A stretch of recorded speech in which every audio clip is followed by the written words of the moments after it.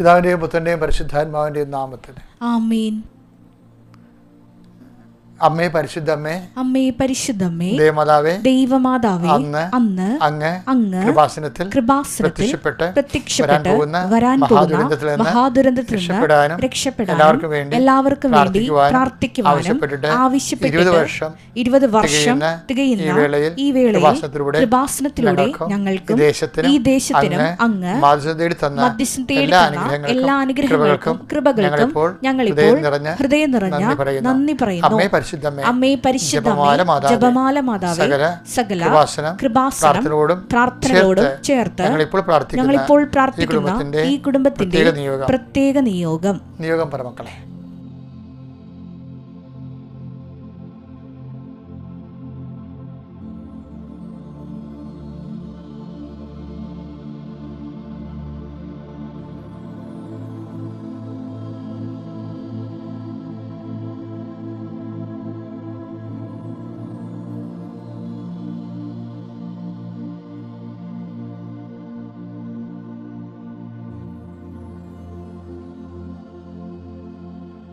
അമ്മയുടെ പ്രത്യക്ഷീകരണത്തിന്റെ ഈ ദ്വാദശക വേളയിൽ ഞങ്ങൾക്ക് സാധിച്ചു തരുവാൻ കനിയണമേ.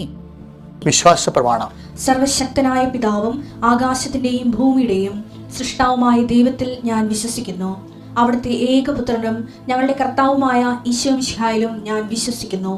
ഈ പുത്രൻ പരിശുദ്ധാത്മാവിനാൽ ഗർഭസ്ഥനായി കന്യകാമറിയത്തിൽ നിന്ന് പിറന്ന് പൊന്തിയോസ് പീലാത്തോസിന്റെ കാലത്ത് പീഡകൾ സഹിച്ച് കുരിശിൽ തറയ്ക്കപ്പെട്ട് മരിച്ച് അടക്കപ്പെട്ട് പാതാളങ്ങളിൽ ഇറങ്ങി മരിച്ചവരുടെ ഇടയിൽ നിന്ന് 3-ാം നാൾ ഉയർത്ത് സ്വർഗത്തിലേക്ക് എഴുന്നള്ളി സർവശക്തിയുള്ള പിതാവായ ദൈവത്തിന്റെ വലതുഭാഗത്തിരിക്കുന്നു. അവിടെ നിന്ന് ജീവിക്കുന്നവരെയും മരിച്ചവരെയും വിധിക്കുവാൻ വരുമെന്നും ഞാൻ വിശ്വസിക്കുന്നു. പരിശുദ്ധാത്മാവിലും ഞാൻ വിശ്വസിക്കുന്നു. വിശുദ്ധ കത്തോലിക്കാ സഭയിലും പുണ്യവാന്മാരുടെ ഐക്യത്തിലും പാപങ്ങളുടെ മോചനത്തിലും ശരീരത്തിന്റെ ഉയർപ്പിലും നിത്യമായ ജീവിതത്തിലും ഞാൻ വിശ്വസിക്കുന്നു. ആമേൻ. സ്വർഗ്ഗസ്ഥനായ ഞങ്ങളുടെ പിതാവേ, അങ്ങയുടെ നാമം പൂജിതമാകണമേ. അങ്ങയുടെ രാജ്യം വരണമേ. അങ്ങയുടെ തിരുമനസ് സ്വർഗത്തിലെ പോലെ ഭൂമിയിലും ആകണമേ. അന്നു വേണ്ടുന്ന ആഹാരം ഇന്ന് ഞങ്ങൾക്ക് തരണമേ.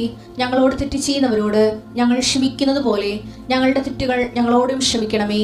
ഞങ്ങളെ പ്രലോഭനത്തിൽ ഉൾപ്പെടുത്തരുതേ, തിന്മയിൽ ഞങ്ങൾ രക്ഷിക്കണമേ. ആമേൻ. കർത്താവ് അങ്ങയുടെ കൂടെ സ്ത്രീകളിൽ അങ്ങ് അനുഗ്രഹിക്കപ്പെട്ടവളാകുന്നു. അങ്ങയുടെ ഉദരത്തിൻ ഫലമായി ഈശോ അനുഗ്രഹിക്കപ്പെട്ടവനാകുന്നു. പരിശുദ്ധ മറിയമേ, തമ്പുരാന്റെ അമ്മേ, പാപികളായ ഞങ്ങൾക്ക് വേണ്ടി ഇപ്പോഴും ഞങ്ങളുടെ മരണസമയത്തും തമ്പുരാനോട് അപേക്ഷിക്കണമേ. ആമേൻ. മക്കളെ, നമ്മൾ ഇന്നത്തെ ദിവസത്തെ അതിൻ്റെ എല്ലാ സന്തോഷത്തോടും ആശങ്കയോടും കൂടി കർത്താവിൻ്റെ തിരുസന്നിധിയിൽ പരിശുദ്ധ അമ്മയുടെ മാധ്യസ്ഥത്തിൽ ഏൽപ്പിക്കുക. നല്ല നല്ല ദിവസങ്ങളാണ് വരണത്. അത് സന്തോഷമാണ്, അത് സംബന്ധിച്ച ആശങ്കയാണ്. ചിലർ ആശങ്കപ്പെടുന്നത് പിന്നെ അതിൻ്റെ പേരിൽ വെള്ളം അടിച്ച് ബഹളം ഉണ്ടാക്കുക, വീട്ടിൽ ബന്ധുക്കൾ വന്ന് പിരിഞ്ഞു പോകുമ്പോൾ വഴക്കാട്ട് തീരുക. ചിലർ ആശങ്കപ്പെടുന്നത് അത് പാവങ്ങൾക്ക് ക്രിസ്മസ് കൂടാൻ അത്രയും കാശില്ലല്ലോ എന്ന് ചിന്തിക്കുന്നവരുണ്ട്. എല്ലാവരെയും ഉൾക്കൊണ്ടുകൊണ്ടാണ് ഈ പ്രാർത്ഥന മാതാവിനെ ഏൽപ്പിക്കുന്നത്. അമ്മേ പരിശുദ്ധമ്മേ, ദേവമാതാവേ, ക്രിസ്മസ് പോലും ഇല്ലാത്തവരുണ്ട്. വീട്ടിലുള്ള രോഗികളായിട്ടുള്ളവരുണ്ട്. ഈ അടുത്ത കാലത്ത് മരണം നട വീടുകളുണ്ട്, അവർക്ക് ക്രിസ്മസ് ഇല്ല. നക്ഷത്രം തൂക്കിയാൽ അപ്പം അവർക്ക് കണ്ണു നിറയും. അങ്ങനെയുള്ള എല്ലാ വീടുകളെയും ഞങ്ങളിപ്പോൾ ഓർക്കണം. ഈശോയെ, ക്രിസ്മസ് എല്ലാ തരത്തിലും ഉണ്ട്, ദുഃഖത്തിൻ്റെ ക്രിസ്മസും ഉണ്ട്. പക്ഷെ അത് നമ്മൾ ഈശോയുടെ നാമത്തിലെടുക്കുമ്പോൾ അത് സന്തോഷത്തിൻ്റെ കൃപയുടെ ക്രിസ്മസുമായിട്ട് മാറും. സന്തോഷത്തിൻ്റെ ക്രിസ്മസ് ഉണ്ട്, അത് നമ്മൾ എടുക്കുമ്പോൾ അനുഗ്രഹത്തിൻ്റെ ക്രിസ്മസായിട്ട് മാറും. രണ്ടായാലും നമുക്ക് നല്ലതാണ്. കാര്യം നമ്മൾക്ക് ക്രിസ്മസ് തന്നത് ഈശോ. അമ്മ ഒത്തിരിയേറെ വിഷമിച്ചിട്ടുണ്ട്. ഞാനിതൊരു പ്രസംഗം പോലെ പറയുകയല്ല, മറിച്ച് ഇങ്ങനെയുള്ള വ്യത്യസ്ത വികാരങ്ങളെ കർത്താവിൻ്റെ തിരുസന്നിധിയിൽ സന്തോഷത്തിൽ ഏൽപ്പിക്കാൻ വേണ്ടി നിങ്ങളെ ഉപദേശിക്കുകയാണ്. കർത്താവിൻ്റെ വിശുദ്ധ പൗരോഹിത്യത്തെ മഹത്വപ്പെടുത്തണമേ. കർത്താവെ, സഭയിലുള്ള സാന്നിധ്യം പ്രകടമാക്കണമേ. കർത്താവെ, ഞാൻ ഈ പ്രാർത്ഥന ഈശോയുടെ നാമത്തിൽ ചെയ്യുമ്പോൾ ആ പ്രാർത്ഥന പങ്കെടുത്തുകൊണ്ട് ലോകത്തിൻ്റെ വ്യത്യസ്തങ്ങളായ ഭാഗങ്ങളിലിരിക്കുന്നവർ ശിരസ് നമിച്ച് കൈകൾ കുപ്പി അങ്ങയുടെ തിരുസന്നിധി അനുഗ്രഹം പ്രാപിക്കാൻ വേണ്ടി, ആശ്വാസം പ്രാപിക്കാൻ വേണ്ടി നിൽക്കുന്നവർ, രോഗികൾ കർത്താവെ, പ്രത്യേകിച്ച് ഇപ്പോഴും തിരുമുറിവാർന്ന വരുതുകരം അവർ ശിരസ് വെക്കണമേ. രോഗം വന്നാൽ കർത്താവ് നമ്മൾക്ക് നമ്മുടെ ബന്ധുക്കൾ അടുപ്പമുള്ളവർ ചിലപ്പോൾ അകന്നു പോകും. ഒരടുപ്പവും ഇല്ലാത്തൊരു അതിൻ്റെ പേര് നമ്മുടെ അടുത്ത് വരികയും നമുക്ക് അവസാനം ബാധ്യതയായി മാറുകയും ചെയ്യും. ചിലപ്പോൾ രോഗം വരുമ്പോൾ പണം നഷ്ടപ്പെടും. നമ്മൾ സഹായിച്ചവർ നമ്മളെ സഹായിക്കാതെ വരുമ്പോൾ നമുക്ക് നിരാശയും വെറുപ്പും ഉണ്ടാകും. അങ്ങനെ എല്ലാ കാലാവസ്ഥകളിലൂടെയും ജനങ്ങൾ പോയിക്കൊണ്ടിരിക്കണം. ഈശോയെ, എല്ലാവരെയും സന്ധിക്കാൻ നീ മാത്രമേ ഉള്ളൂ. മാനുഷികമായി ഒന്നും കാണാതെ എല്ലാം കർത്താവിനെ മുൻനിർത്തി കാണുവാനും നമുക്ക് പരിഹരിക്കാൻ പറ്റാത്ത അവസ്ഥകളെല്ലാം കർത്താവിനെ ഏൽപ്പിച്ചു കൊടുത്താൽ നാമത്തെ സ്വീകരിക്കാനും, കുരിശായാലും മുക്കിടമായാലും ഈശോയുടെ നാമം സ്വീകരിക്കാനും, അത് കർത്താവിൻ്റെ തിരുവുത്ഥാനത്തിൻ്റെ മഹിമ പ്രാപിച്ച പോലെ നിത്യതയിലും മഹിമ പ്രാപിക്കാൻ ഉപകരണമാക്കാൻ വേണ്ടിയാക്കണമേ. കർത്താവ് രോഗികളെ സംബന്ധിച്ച് പ്രാർത്ഥിക്കുന്നു, കുഞ്ഞുങ്ങളെ സംബന്ധിച്ച് പ്രാർത്ഥിക്കുകയെ, കുഞ്ഞുങ്ങളില്ലാത്തവരെ സംബന്ധിച്ച് പ്രാർത്ഥിക്കുന്നു, ജീവിത മാർഗമില്ലാത്തവരെ സംബന്ധിച്ച് പ്രാർത്ഥിക്കുന്നു. കർത്താവ് കടക്കാർ വന്ന് ഭീഷണിപ്പെടുത്തുകയും അവർ പലതരത്തിൽ നമ്മുടെ സമാധാനം നഷ്ടപ്പെടുത്തുകയും ചെയ്യുന്നവരുണ്ട്.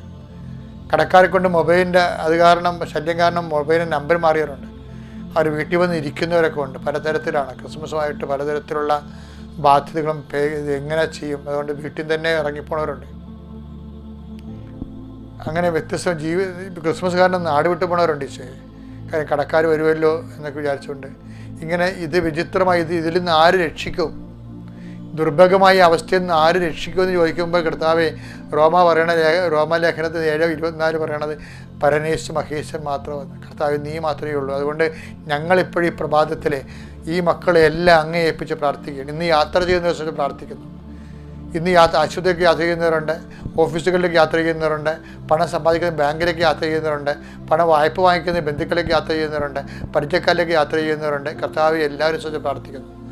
ഹസ്ബൻഡിനെ വൈഫിനെ സംബന്ധിച്ച് പ്രാർത്ഥിക്കുന്നു, മക്കളെ സംബന്ധിച്ച് പ്രാർത്ഥിക്കുന്നു. 4 മക്കളും ക്രിസ്മസായിട്ട് 4 സ്ഥലത്തും 4 മാതാപിതാക്കന്മാർ മക്കളും 4 ഇടങ്ങളിലായിരിക്കുകയും കുടുംബത്തിൻ്റെ ആ ഒരു ഉപ്പിൻ്റെ ഉറകട്ട പോയ പോലെ മോരിൻ്റെ പശു ചത്ത് മോരിലെ പുളിയും പോയെന്ന് പറഞ്ഞ പോലെ കുടുംബവും പോയി 4 വഴിക്കായി. കുടുംബത്തിൻ്റെ ആ പഴയകാല അനുഭവങ്ങളും പോയതുപോലെ മനസ്സുകൊണ്ട് നിശബ്ദമായ ദുഃഖം അനുഭവിക്കുന്നവരെ ഞാൻ കാണുന്നുണ്ട്. ഈശോയെ, അവരെ സമർപ്പിച്ച് പ്രാർത്ഥിക്കുന്നു. ഈശോയെ, കർത്താവ് ഭവനരഹിതരുണ്ട്. ഈശോയെ, കാലത്തൊഴുത്ത് പോലെ തന്നെയുള്ള അവസ്ഥകൾ ജീവിക്കുന്നവരുണ്ട്. അല്ലെങ്കിൽ വീട് ഉണ്ട്, പക്ഷേ അത് പഴയതാണ്, അതൊന്ന് പുതുക്കാൻ പറ്റണില്ല, അത് റിപ്പയർ ചെയ്യാൻ പറ്റണില്ല, അതിനുള്ള സ്കീമില്ല, അതിനുള്ള വരവില്ല, മാർഗമില്ല, അങ്ങനെ വിഷമിക്കുന്നുണ്ട്. ഈശോയെ, ആ കുടുംബത്തിലേക്ക് വന്ന് കയറുമ്പോൾ തന്നെ ശരീരം മുഴുവൻ ഭയവും ഉറക്കമില്ലായ്മയും പ്രഷറും കയറുന്നവരുണ്ട്. ഈശോയെ, വീട്ടിൽ നിന്ന് ഇറങ്ങുമ്പോൾ സമാധാനം, അകത്തേക്ക് വരുമ്പോൾ അസമാധാനം അനുഭവിക്കുന്നുണ്ട്. അങ്ങനെ വ്യത്യസ്തങ്ങളായ വിഷയതകൾ അനുഭവിക്കുന്ന മക്കളില്ല, ജോലിയില്ല, വരുമാനമില്ല, എന്താണ് ചെയ്യേണ്ടത്, എങ്ങനെയാണ് ജീവിക്കേണ്ടത്, ഒരു ദിവസം എങ്ങനെയാണ് തട്ടിമുട്ടേണ്ടതെന്ന് മുന്നോട്ട് പോകണമെന്ന് അറിയാൻ പാടില്ലാത്ത ദിവസമുണ്ട്. കോടതിയിൽ കേസ്, കുടുംബ കോടതി കേസ്, മറ്റു പലതരം ആൾക്കാരുടെ ഭീഷണികൾ, അങ്ങനെയുള്ളവരുണ്ട്. പല കേസുകൾ കാരണം വാഹനത്തിൻ്റെ കേസ്, പോസ്കോ കേസ്, ഇതുപോലുള്ള ഓരോ കേസുകളും കാരണം ജയിലിലായിട്ടുള്ളവരുണ്ട്. അതിൻ്റെ പേരിൽ ആ കുടുംബം അനുഭവിക്കുന്ന പ്രയാസങ്ങളും നിരാശകളും ഉണ്ട്. മറ്റുള്ളവർ മനുഷ്യരെ അവരെ പുച്ഛത്തോടെ കാണുന്ന അവസ്ഥകളുണ്ട്. എല്ലാം സംബന്ധിച്ച് പ്രാർത്ഥിക്കുന്നു. എല്ലാം മാനസാന്തപ്പെടാനും വിശുദ്ധീകരിക്കാനും വിടുതൽ പ്രാപിക്കുവാനും കർത്താവെ, നിൻ്റെ നാമത്തിൽ അവർ പഴയ ജീവിതം നഷ്ടപ്പെട്ടു പോയവർ തിരിച്ചു പിടിക്കാൻ ആഗ്രഹിക്കുന്ന എല്ലാവരെയും കർത്താവ് ഈ ദിവസം നീ ആശീർവദിക്കണമേ. എൻ്റെ കർത്താവിൻ്റെ ഉന്നതമായ നാമത്തിൽ, സഭയുടെ അധികാരത്തിൽ, കുരിശിൻ്റെ അടയാളത്തിൽ എന്നെ കേൾക്കുന്ന എല്ലാവരുടെ മേലും കർത്താവിൻ്റെ തിരുമുറുവാർന്ന വലതുകരം, അണിപ്രതാർന്ന അത്ഭുതകരം, അടിപ്പഴ പോലെ വൈദാഖ ദൈവികമായ ശക്തി നിങ്ങളേക്ക് ആവശ്യിക്കുകയും നിങ്ങൾ രോഗവിമുക്തരാകുകയും ചെയ്യട്ടെ. നിങ്ങളുടെ ഹൃദയത്തിൻ്റെ ഭാരം മാറുന്നവരായി മാറട്ടെ. നിത്യപിതാമ്പത്തൻ പരിശുദ്ധാത്മാ സർവീസിൽ നീക്കുവാമേ. പ്രിയപ്പെട്ടവർ, ഇന്ന് നമ്മൾ ഈ പ്രാർത്ഥന ദൈവം എത്ര വലിയവനാണെങ്കിലും എന്തുമാത്രം പവർഫുൾ ആണെങ്കിലും ദൈവത്തെ പ്രാപിക്കാനുള്ള ഏക വഴി പ്രാർത്ഥന തന്നെയാണ്. അതുകൊണ്ട് യേശുവിൻ്റെ കാലത്ത് പ്രാർത്ഥന പഠിപ്പിച്ചു തരണമെന്നൊക്കെ പറയാൻ കാരണം അതാണ്. ഇടുക്കിയിൽ എന്തുമാത്രം കറണ്ട് ഉൽപ്പാദിപ്പിച്ചാലും നമ്മുടെ വീട്ടിൽ വേണമെങ്കിൽ വയറ് തന്നെ വേണം. അതാണ് പ്രാർത്ഥനയുടെ അവസ്ഥ. അതുകൊണ്ട് ദൈവത്തോട് ഉള്ളതുപോലെ പറഞ്ഞാണ് ശരിക്കും പറഞ്ഞ ഉള്ള പ്രാർത്ഥന.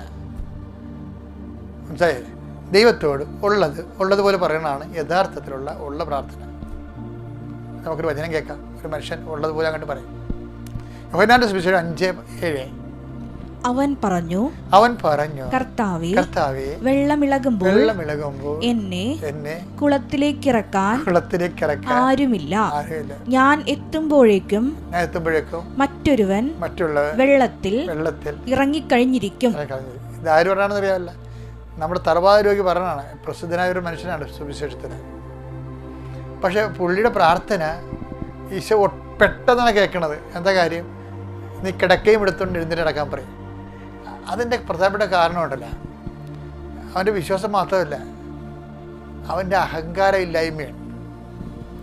എന്ന് വെച്ചാൽ എല്ലാവരും പറയണത് നമുക്ക് ആരോ ഉണ്ടെന്നാണ് പറയണത്. ആരും ഉണ്ടാകത്തില്ലേ, എന്നാൽ എനിക്ക് ആൾക്കാരൊക്കെ ഉണ്ടെന്നേ പറയത്തുള്ളൂ. നമ്മൾ സാധാരണ ആൾക്കാർ ആരും ഉണ്ടാകത്തില്ല, ഒരു പൂച്ചക്കളി ഉണ്ടാകത്തില്ല എന്തെങ്കിലും വന്നു കഴിഞ്ഞാൽ. എന്തായാലും നമ്മൾ പറയും ഞാൻ കുടുംബക്കാരനാണ്, എനിക്ക് ആളുണ്ട്, ഞാൻ പാർട്ടിയിലുള്ളവരുണ്ട്, അവരുണ്ട്, ഇവരുണ്ടെന്നൊക്കെ പറയും. പക്ഷേ സത്യം പറഞ്ഞാൽ നമ്മുടെ തകർച്ചയുടെ ലക്ഷ്യം, സുവിശേഷ ലക്ഷ്യം എന്താണ്? നമുക്ക് ആരുമില്ല നമ്മൾ ബോധ്യപ്പെടുത്തുകയാണ്. എന്ന് വെച്ചാൽ അതിൻ്റെ അർത്ഥം എന്താണ്? ദൈവം ഉണ്ടെന്ന് നമ്മൾ ബോധ്യപ്പെടുത്താൻ ദൈവം ശ്രദ്ധിക്കാനാണ്. പക്ഷെ ഒരു കാര്യമുണ്ട്, നമ്മളിത് ഉള്ളതുപോലെ ദൈവത്തോട് തുറന്ന് പറയണം. അതാണ് വിഷയം. എന്താണ് വെള്ളവിളവ്? ഇയാൾ പറഞ്ഞ രണ്ട് കാര്യങ്ങളുണ്ട്. ഒന്ന്, എനിക്ക് ആരുമില്ലെന്ന് തന്നെ ഉള്ള കാര്യമുള്ളത് പറയുന്നുണ്ട്. രണ്ടാമത് എന്താ പറയണത്? നമ്മുടെ പ്രശ്നങ്ങൾ തന്നെ പലരും ഉള്ളത് തന്നെയാണ്. പണമുണ്ട്, സ്വാധീനമുണ്ട്, ആരോഗ്യമുണ്ട്, സ്ഥിര നിക്ഷേപമുണ്ട്, നമ്മുടെ മക്കളൊക്കെ ഇന്ന സ്ഥലത്ത് സ്വാധീനമുണ്ട്. അതാണ് നമ്മുടെ പ്രശ്നം. എന്ന് വെച്ച് കഴിഞ്ഞാൽ അവസാനം വെച്ചാൽ ആർക്കും വരാൻ പറ്റാത്ത ഒരു സ്ഥലത്തേക്ക് നമ്മൾ പോകുന്ന സമയത്ത് ഇവരാർക്കും ഒന്നും ചെയ്യാൻ പറ്റത്തില്ല. അതുകൊണ്ട് ആദ്യമേ കയറി ദൈവമേ ഉള്ളെന്ന് ആദ്യമേ മനസ്സിനെ പഠിപ്പിച്ചാൽ ഓക്കെ ആയിരിക്കും സംഭവം. ഒരു സാക്ഷ്യം കഴിഞ്ഞ ദിവസം കേട്ടെടുത്ത്, മഞ്ജുഷ അല്ല അമലു എന്ന് പറഞ്ഞൊരു അവൾ 10 കൊല്ലം മക്കളില്ല. മക്കളില്ലാത്തപ്പോൾ അവളൊരു ദിവസം ആരോ പറഞ്ഞ് കേട്ടിട്ട് കൃപാസതി വന്ന് അമ്മയെ ഒന്ന് കാണാമെന്ന് വിചാരിച്ചുകൊണ്ട് വന്നു. അപ്പം അമ്മയെ വന്ന് കണ്ടപ്പോൾ ഒക്കെ ഇഷ്ടപ്പെട്ടു. അപ്പം അമ്മയോട് ഇങ്ങനെ പറയുക, അമ്മേ ഇത് കഴിഞ്ഞ കൊല്ലം ഡിസംബറിൽ സംഭവിച്ചതാണ്, ഇപ്പോഴാണ് ഒരു സാക്ഷ്യം പറയുക കഴിഞ്ഞ ദിവസം. അമ്മേ ഇത് ഡിസംബർ മാസമാണ്, നല്ല ഹോളി മന്താ, വിശുദ്ധ മാസമാണ്. എന്താ കാര്യം? അമ്മയ്ക്ക് ഉണ്ണീശനെ കിട്ടിയ മാസമാണിത്, എനിക്ക് ഒരു ഉണ്ണീശനെ തന്നെ. Prayer is over. അത്രയേ ഉള്ളൂ. ആ ആഴ്ചയിൽ അവൾ പ്രഗ്നൻ്റായി 10 കൊല്ലത്തിന് ശേഷം. ഇതാണ് സിമ്പിൾ പ്രയർ. അതായത് പ്രാർത്ഥന എന്ന് പറയുന്നത് ഉള്ള കാര്യം ഉള്ളതുപോലെ പറയണതാണ് ഉള്ള പ്രാർത്ഥന.